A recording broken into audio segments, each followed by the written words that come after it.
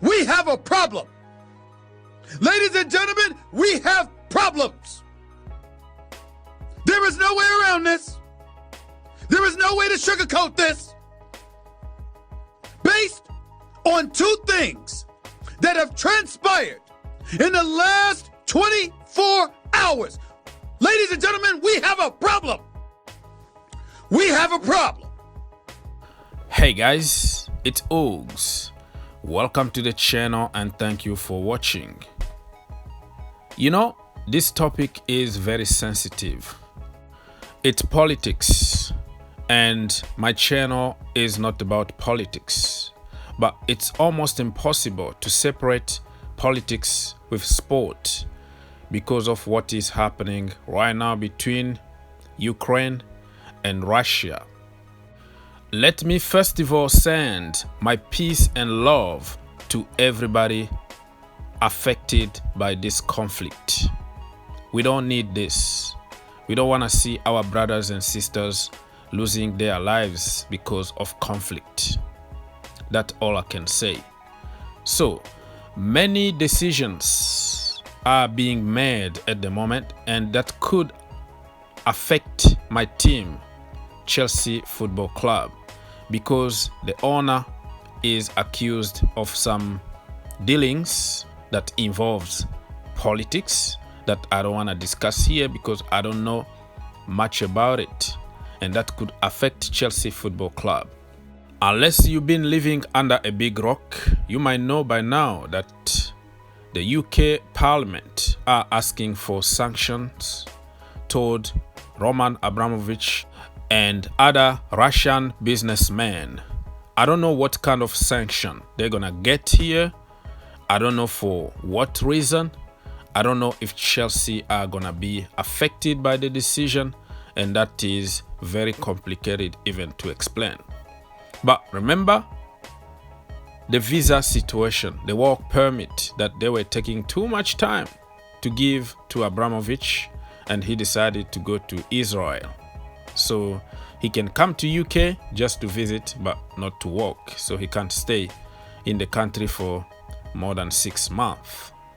Now this new situation is coming, and what kind of sanctions do you think Roman is gonna get? You know, seize his properties, take Chelsea Football Club over? I don't know, but it's really confusing, and it looks like anything can still happen. You know, last time they were taking time to give him a visa, he was like, forget it, I'm going to Israel, okay? I'm not gonna wait. And this time he might decide and say, you know what, I am a businessman, I have enough, I have to go, and I have to sell the club, okay? I'm gonna leave your country because you are making everything difficult for me. Listen, I don't know what he did or he's doing to deserve the treatment that he's getting in the UK. And also when you see the same parliament who allowed Newcastle United take over, remember, with Saudi and all that, it's very questionable why always Chelsea Football Club need to pay the price. Okay, so after that, Abramovich decided not to build the stadium anymore. Remember, the project is still there, and we don't know if we will ever build a new stadium. And now he might decide just to leave the club and go. And you have to prepare yourself, okay? Because if somebody else takes over a Chelsea Football Club, let's say Americans, listen, we are not gonna be the same club again, because many owners will come for profit, will come to make money out of Chelsea Football Club. But Abramovich never made any money, and Chelsea Football Club owned him probably 2 billion. You know, we are in debt. He's giving his own pocket money. So if somebody else buys Chelsea Football Club, I'm telling you, we're gonna be in big trouble, because we're gonna have to pay all the debt that we own to Abramovich, which means we probably won't have the budget for transfer and all that. So man, fingers crossed. I don't know what's gonna happen. Hopefully he doesn't make the decision to leave Chelsea Football Club altogether. Let's be honest here.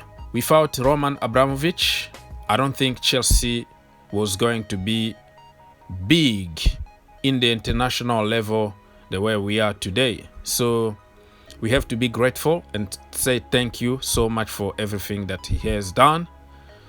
You like it or not, one day he's gonna leave the club, sell it, or his kid are going to take over, and it's gonna be completely different kind of business model.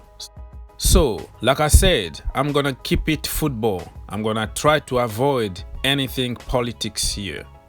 And I appreciate Roman Abramovich as a football club owner.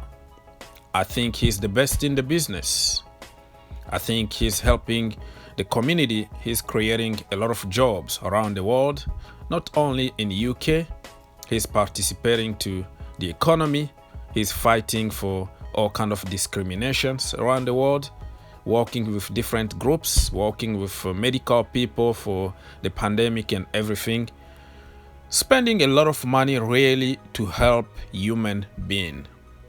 So I don't know what's going on behind closed doors. I'm gonna stay away from that, but I'm gonna just appreciate a human being in the football level.